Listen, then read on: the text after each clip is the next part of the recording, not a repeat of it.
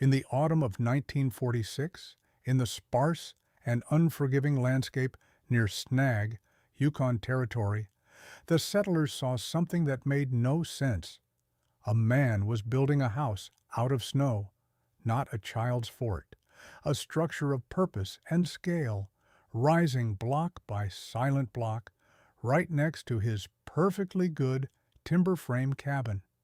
His name was Silas Anawak, and the people of the valley thought he'd lost his mind. They'd ride past on the trail, slowing their horses to stare at the quiet Inuit man carving precise curving bricks from a packed snowdrift. He worked with a long knife of bone and a steady, unhurried grace that was somehow more unsettling than frantic madness. He was building an igloo, a big one. And when the winter of 1947 hit with a cold so absolute it would enter the record books, that crazy house of snow would prove the difference between survival and surrender. If you want to know the number that made the most experienced builders in the Yukon go silent, the number that proved 1,000 years of tradition could outperform modern engineering, stay until the end. What did this quiet man from the north understand about cold that every trapper, builder, and homesteader in the valley had missed? If you enjoy stories of quiet competence and forgotten wisdom, consider subscribing and drop a comment to let us know where you're watching from. Silas Anawak wasn't trying to revolutionize anything. He was a 38-year-old man trying to keep his family from freezing. He had come south with his wife, Alara, and their 5-year-old son, Leo.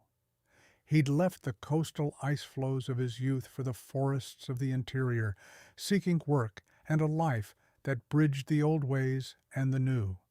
His past was etched into his hands. Decades spent as a hunter and navigator on the sea ice had given him an intuitive understanding of thermal dynamics that no textbook could teach. He understood snow not as a substance, but as a spectrum of materials, each with its own properties of load-bearing strength, insulation, and wind resistance. Their cabin was solid. By frontier standards, it was more than respectable. Silas had built it himself the previous summer, felling the lodgepole pines, notching them tight, chinking the gaps with moss and mud until the walls were a fortress against the wind. It had a good cast-iron stove, a stone hearth, and a chimney that drew clean. To any settler, it looked like a perfect shelter. Silas knew better. Their first winter in the Yukon was a brutal lesson. The temperatures dropped to 40 below and stayed there for weeks. The wind howled down from the Ogilvy Mountains, a relentless physical force that seemed to suck the very heat from the logs. Silas burned through wood at a staggering rate. He was cutting and splitting constantly, a desperate daily race against the stove's insatiable appetite. He fed the firebox every 3 hours, day and night. Still, he woke to frost feathering the inside of the walls. His son Leo slept in his coat and a wool cap, burrowed under a pile of furs. Ilara spent her evenings stuffing rags along the baseboards, only to find them frozen stiff by morning. The cabin never felt truly warm. It felt less cold. There was a difference. The air was dry and drafty, and the floor was a sheet of ice. They were surviving, but they weren't living. They were besieged. Silas observed. He watched the smoke from his chimney whip away horizontally in the wind, a plume of wasted heat. He felt the logs of his cabin, solid as iron, but cold to the touch. He knew that wood, for all its strength, was a poor insulator compared to what he was used to. It conducted the cold inward. He watched the way the wind scoured the drifts, packing the snow into slabs as hard as slate. That thought nagged at him. Wind doesn't just chill the air. It strips heat directly from walls through convection.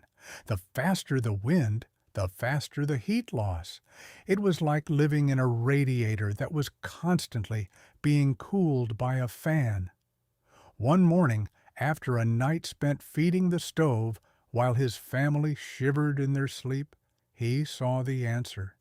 He looked at the deep wind-packed snowdrift that had piled up against the north side of his woodshed. It was 10 feet deep, solid, and uniform. In that drift, he didn't see an obstacle to be shoveled. He saw a quarry. He saw the perfect building material provided free by the very storm that was trying to kill him. He remembered the stories of the elders, the principles of the Igloo, the snow house, a structure that doesn't fight the cold, but uses its properties to create warmth. His plan was simple, and to him, perfectly logical. He would build a second home, a winter home. He would build it not of wood that fought the cold, but of snow that contained the warmth. He would trust the old physics. The knowledge passed down through 100 generations who knew how to live with the ice, not just upon it. He waited for the next good snowfall, the kind that would pack hard under the wind. Then he went to the shed, retrieved his long-bladed snow knife, and began to work. And his neighbors began to stare. The materials were free. The only cost was labor and knowledge. Silas started by finding the right drift. He needed snow that was deeply packed by the wind, with no layers of soft powder or ice crust. He tested it with his knife, feeling for the uniform resistance that told him the crystals had sintered together into a solid block. He found the perfect spot 100 feet from his cabin. Then he began the construction. This wasn't a random piling of snow. It was a masterpiece of intuitive engineering. First, he marked out a perfect circle, about 12 feet in diameter. Inside this circle, he dug down. Not far, just 2 feet. This created a sunken floor. He was building the house inside the insulating blanket of the Earth's snow cover. From the snow he'd excavated, he began to cut the blocks. Each block was about 3 feet long, 2 feet high, and 8 inches thick. He cut them with his panar, the long snow knife, slicing into the drift with smooth, efficient strokes. The narrator can add an aside here. Now, here's what made this actually brilliant. Most people think of snow as cold, but what snow really is trapped air. A block of packed snow is up to 95% air, held in a complex lattice of ice crystals. It's this trapped, still air that gives snow its incredible insulating properties. It's one of the best insulators on the planet, far better than a solid log. Silas laid the first course of blocks around the edge of his circle, trimming them so they fit together perfectly. Then he did something crucial. He cut a shallow, angled ramp into that first layer, so that the next block he laid would be slightly higher than the one before it. From that point on, the entire structure would be built from a single, continuous, spiraling coil of snow blocks. Each new block rested on the one below it and leaned slightly inward against the one beside it. The inward lean was critical. It was this precise, calculated geometry that allowed the dome to curve up and over, supporting its own weight without any need for a frame. Every few minutes of technical description is broken by a human moment. Alara brought him a cup of hot tea, her face a mixture of worry and trust. "Silas," she said, her voice quiet. Jedediah Thorne rode by. He just sat on his horse and watched for a long time. Silas just nodded, trimming the edge of a block with his knife. Let him watch. He continued his work. As the walls grew higher, he began to shape the dome. He worked from inside, a human compass, placing each block, shaving its edges to fit, and packing loose snow into the seams. The physics was elegant. The weight of each block was distributed down the spiral, creating a structure of immense strength. He explained the ventilation principle as he built. Near the top of the dome, just off-center, he cut a small hole, no bigger than his fist. Still air insulates, but living creates moisture and carbon dioxide, the narrator explains. Without ventilation, the air inside would become stale and damp. That small hole was the lung of the house. It would draw out the bad air, pulled by the slight negative pressure created by wind moving over the dome, a principle Bernoulli would have recognized. The final piece was the entrance. He didn't just cut a door in the side. That would let the heat pour out. Instead, he dug a tunnel. It started a few feet away from the dome, went down into the snow, and then came up through the floor inside. This created a cold trap. Cold air is heavier than warm air. Any cold air that got into the tunnel would pool at the bottom, unable to rise up into the living space. The occupants would enter by stooping low, climbing up into a pocket of warmth. After 3 days of steady work, it was finished. From the outside, it was a strange and beautiful sight. A perfect white dome sitting on the frozen landscape, glowing faintly in the low winter sun. It looked alien. It looked like it had grown there. Inside, the space was quiet, insulated from the constant howl of the wind.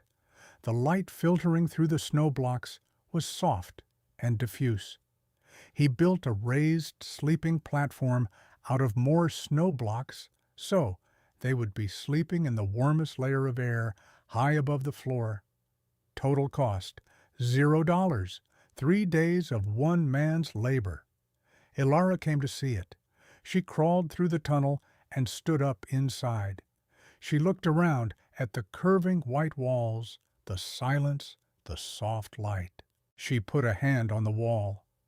It wasn't cold like the logs of the cabin. It was just neutral. "Silas," she said, her voice full of a cautious wonder. "People are going to think we've lost our minds." Silas looked at his son, Leo, who was already rolling around on the sleeping platform, laughing. "Let them," he said. "We're going to be warm." And when neighbors saw it, they didn't see engineering. They saw insanity. The ridicule started before the first real snow of the deep winter. It began with a visit from Jedediah Thorne. Thorne ran the sawmill and had built half the cabins in the valley. He was a man who understood wood, stress loads, and joists. He did not understand snow. He rode up to Silas's homestead, dismounted, and walked around the igloo, kicking at its base with his boot. It was as solid as rock. "Anawak," he said, not unkindly. He saw himself as a mentor to the newcomers. "I don't know how you folks do it up north, but this won't work here. The first Chinook wind we get, the temperature will pop above freezing for a few hours. This thing will slump into a pile of slush. It'll collapse on you." He pointed at the wall. "Even if it doesn't, your own body heat, your cook fire, it'll melt from the inside out. You're building a tomb for your family?" He was speaking from a place of genuine concern, based on his own experience with the properties of ice and thaw. Silas listened patiently. He just nodded. "Perhaps," he said. His refusal to argue or explain was taken as ignorance. Thorne shook his head, convinced he was dealing with a fool, and rode off. The public mockery was crueler. At the trading post in Snag, a loud, boisterous trapper named Gus held court by the stove. "Heard that Inuit fella Silas is building himself an ice house?" he boomed to the room. "Guess his blood ain't thick enough for a real Yukon winter in a log cabin. Needs a freezer to feel at home." The men around the stove chuckled. The nickname stuck. To many in the valley, Silas was now the man who lived in the ice house. The gossip network buzzed. People found excuses to ride the trail past Silas's homestead, slowing down to gawk at the white dome. They'd point and whisper. At the small church gatherings, the women would cast pitying glances at Ilara. They spoke in hushed tones about the family's strange choice, their apparent poverty of reason. Ilara felt the pressure most acutely. At a quilting circle, one of the older women, Martha Colby, took her hand. "My dear," she said, her voice dripping with condescension, "if your husband is having trouble providing enough wood, our men would be happy to help. There's no shame in it, no need for, well, for that." She gestured vaguely in the direction of their homestead. The conversation stopped. Every woman in the room was looking at Ilara, their faces a mask of polite concern that felt like judgment. Then came the official visit. Mr. Abernathy was a land agent for the territorial government, a man of maps, rules, and regulations. He arrived in a sputtering motor vehicle, a rare sight in that part of the Yukon. He carried a clipboard.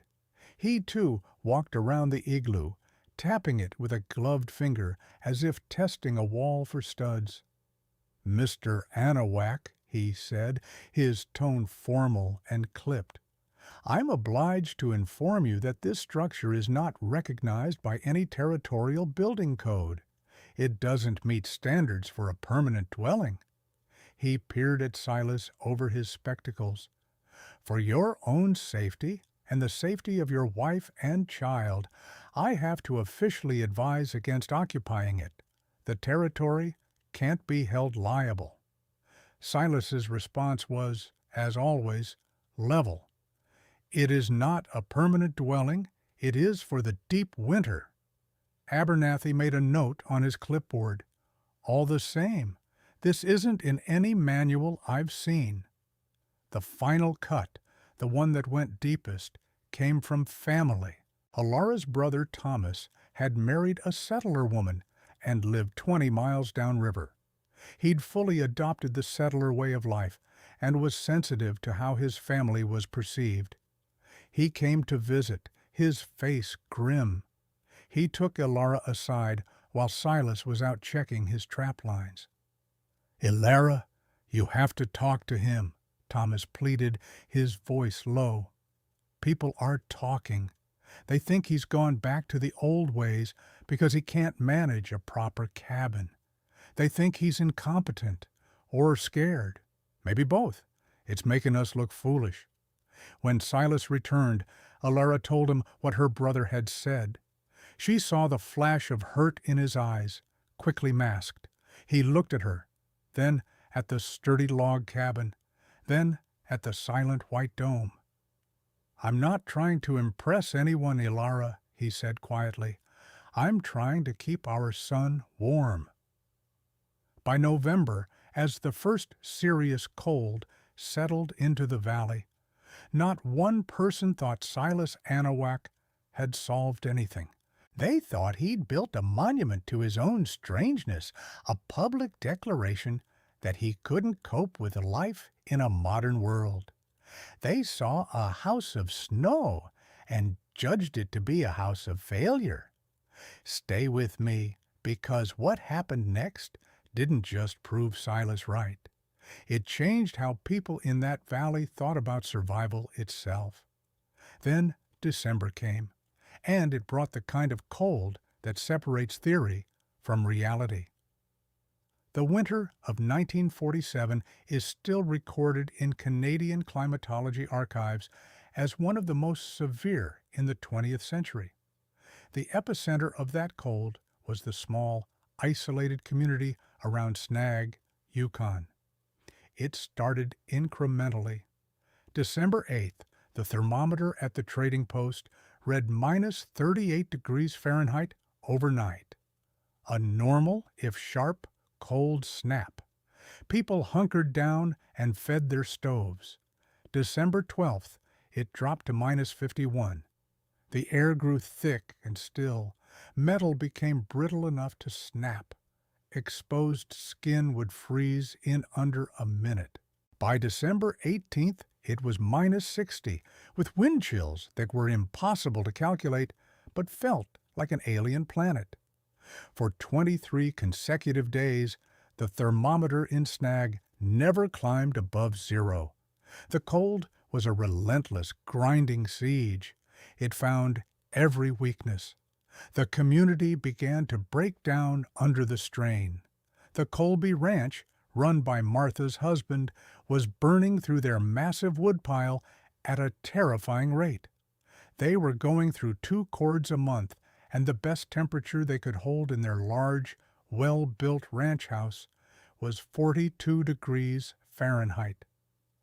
Jedediah Thorne's family, in a cabin he had built himself, was burning nearly as much just to stay above freezing. Their windows were opaque with an inch of interior frost. The stories of suffering trickled into the trading post. The Miller family's chimney had clogged with creosote from burning green, unseasoned wood. They'd had to put out their fire for a full day to clear it.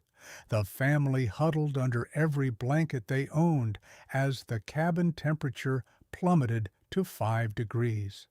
Several trappers lost livestock, their cattle found frozen solid in their barns. Children were getting sick, a constant rasping cough echoing in the frigid air of the cabins. People were starting to burn furniture, fence posts, anything that would provide a few more hours of heat. Survival became a full-time job of feeding the fire. And then people started noticing the Anawak place. At first, it was small things. Trappers passing on the trail at dawn, when the cold was at its most vicious, saw only a thin, lazy wisp of smoke rising from the cabin's chimney, not the thick, desperate plume of a stove burning at full bore. Then, Jedediah Thorne, making a delivery of emergency cordwood to a neighbor, saw Silas step out of the igloo. It was minus 55 degrees. Thorne was wrapped in layers of wool and canvas until he could barely move. Silas was wearing sealskin trousers, boots, and a simple wool shirt. No heavy coat. He moved with an easy, unhurried gait as he walked to his woodshed. He seemed completely untroubled by the lethal temperature. The sightings became a source of bewildered gossip. Someone saw Ilara shaking a rug outside the igloo's entrance, her head covered but her arms bare past the elbow. Someone else swore they saw the small boy, Leo, peeking out of the entrance tunnel, his face bright and healthy, not pale and shivering. It didn't make sense. The log cabin looked dark and cold, its windows frosted over, but the strange snow house seemed alive. The climax came on January 3rd, 1947. The official temperature recorded at the Snag airstrip that morning was minus 71 degrees Fahrenheit, a cold that was almost a physical substance, a cold that could freeze a man's breath into a crystalline cloud that would hang in the air for minutes, a cold that felt like the end of the world.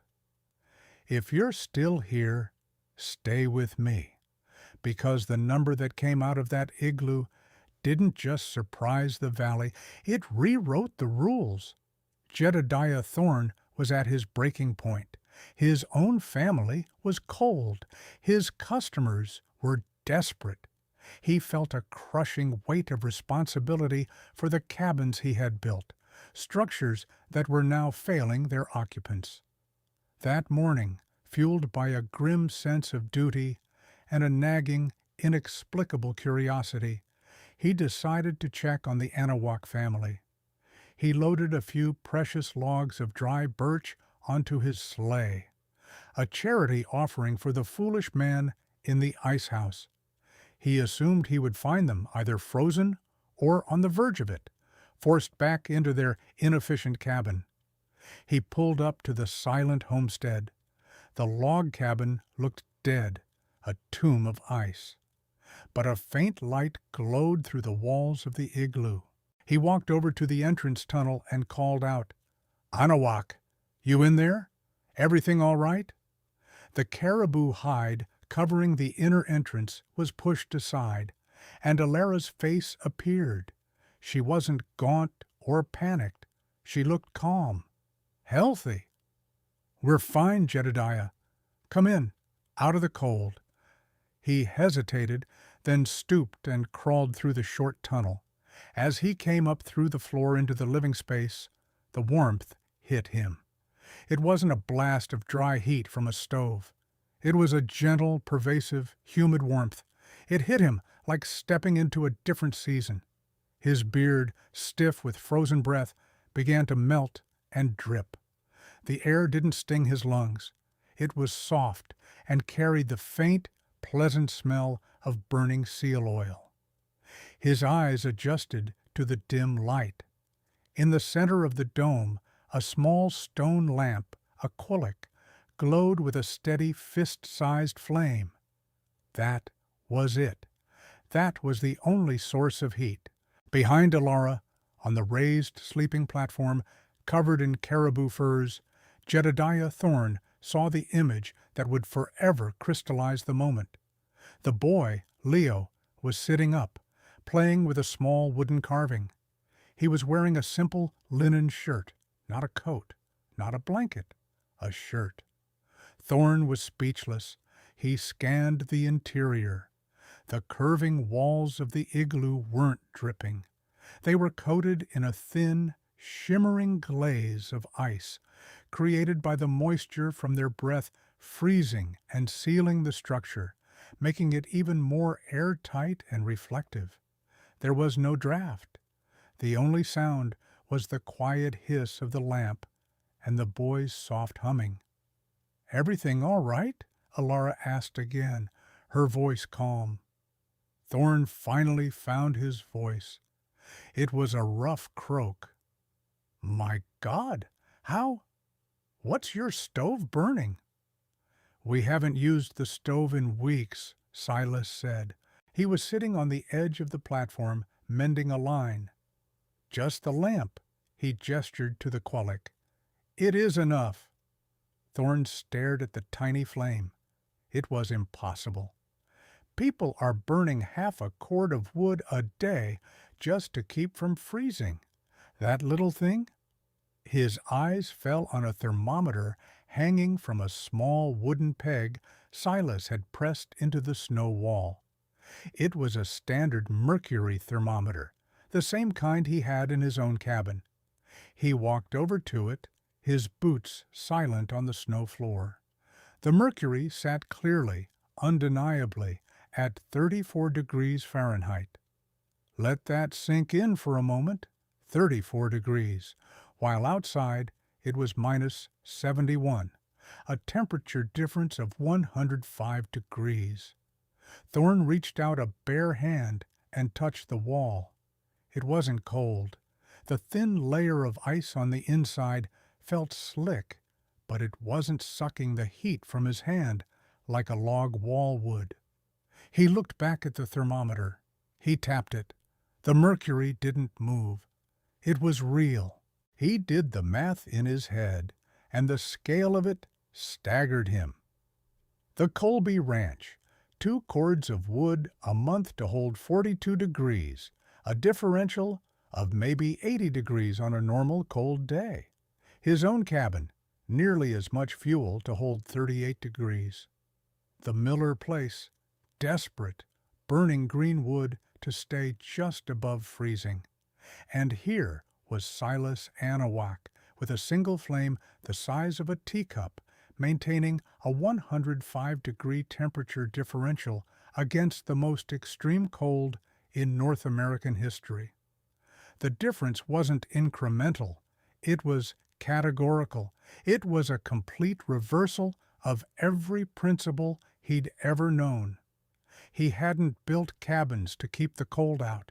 He'd built furnaces to fight a losing battle against the cold pouring in. Silas hadn't built a wall. He'd built an envelope, a bubble of stillness. Thorne turned to look at Silas, who met his gaze without triumph, only a quiet understanding. The big, confident builder, the man who had shaped the valley shelters, uttered the words of his complete conversion. His voice was a raw whisper. "My God, Anawak," he said, "we've been doing this all wrong, all of it." This wasn't just about survival. It was about dignity. In that igloo, children did not sleep in coats. A woman could cook and mend without shivering. A family could sleep through the night without the constant gnawing anxiety of feeding the stove. The system Silas had built turned winter from something to be brutally endured into something to be lived through. Silas hadn't just kept his family alive. He had kept them comfortable. Word spread with the speed of a winter fire. Thorne didn't hide what he'd seen. He was a practical man, and when confronted with irrefutable evidence, he did not cling to pride. He told the story at the trading post, his voice full of a convert's zeal. He described the little lamp, the boy in his shirt, and the number on the thermometer. He told them about the 105-degree difference. Gus, the loud-mouthed trapper, was there. He listened, his jaw slowly going slack. He didn't have a joke this time. No one did. The laughter was over. The first to adopt the idea was the Miller family. They were the most desperate. Their wood was wet. Their cabin was dangerously cold. After hearing Thorne's story, John Miller went to see Silas. He didn't ask for help with mockery in his voice, but with the quiet desperation of a father afraid for his children. Silas didn't gloat. He didn't say, "I told you so." He simply walked Miller out to a deep snowdrift and showed him how to test the snow. He showed him how to cut the blocks. Miller's first attempt was lopsided and ugly, more of a snow cave dug into a drift than a proper igloo. But he followed the basic principles: a low entrance, a raised sleeping platform, a small ventilation hole. He moved his wife and 2 small children inside. That night, with a simple lantern for heat, they were warmer in their rough snow shelter than they had been for a month in their log cabin. It saved them. By the end of that winter, 3 other families had built crude emergency snow shelters next to their cabins, using them as warm sleeping quarters during the coldest nights. The next autumn, people weren't laughing. They were watching Silas. They were learning. Jedediah Thorne, applying the principles Silas had shown him, began experimenting with insulating his cabins differently, creating double walls with sawdust packed in between. He was trying to replicate the trapped air of the snowblock. Mr. Abernathy, the land agent, returned in the spring. He came not with regulations, but with a notepad and a calibrated thermometer. He had been sent by his superiors, who had heard the incredible stories. He spent a day with Silas, measuring, sketching, and taking meticulous notes. He recorded the interior and exterior temperatures, the fuel consumption of the lamp, the humidity. His report, filed with the territorial government, became a minor legend, a formal bureaucratic acknowledgement that ancient indigenous technology could outperform modern construction in one of the world's harshest environments. It was titled simply Observations on the Thermal Efficiency of a Modified Igloovichak. Years later, the igloo was long gone, melting back into the earth each spring. But its legacy remained. Variations of snow shelters became a known survival technique in the region, a piece of local wisdom passed from old-timers to newcomers. What Silas Anawak built in 1946 anticipated by nearly a century what modern building scientists would rediscover about super insulation, thermal breaks, and airtight envelopes. He had demonstrated a master class in physics with a knife made of bone. When asked about it years later, as an old man respected for his wisdom, Silas was humble. He would simply say, "This is not new, it is just correct. The land gives you what you need to survive. You just have to know how to see it." The structure he built still stands in a way. Not the igloo itself, but the knowledge it represented. It stands as a reminder that the frontier didn't reward stubbornness or tradition for its own sake. It rewarded what worked. It rewarded the quiet observer, the humble student of the wind and the snow. It rewarded the man who listened to the wisdom of his ancestors and had the courage to build a house of snow in a valley of wood. Drop a comment below. What's the coldest winter you've ever faced? Subscribe for more stories of forgotten knowledge and proven frontier techniques. This video presents historically inspired reconstructions of survival situations. The characters, names, and specific events are fictionalized for narrative purposes, but the techniques and principles are based on real historical practices and scientific principles of thermodynamics. The record cold in Snag, Yukon, in 1947 is a documented historical event.